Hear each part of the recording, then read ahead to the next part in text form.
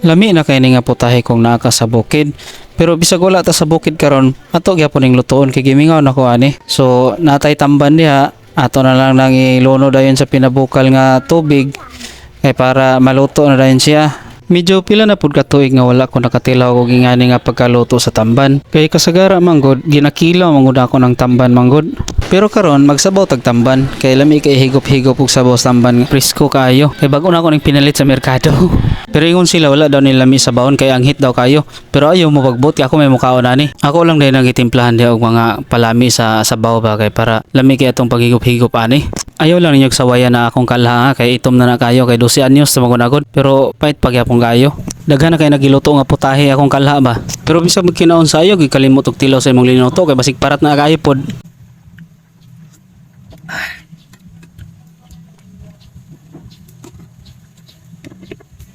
Kada tamay amigo luto na. So sa petong dugayan mga una na inta kay lami na kay higop og sabaw di ba? Lami kayo no bisag ang hit.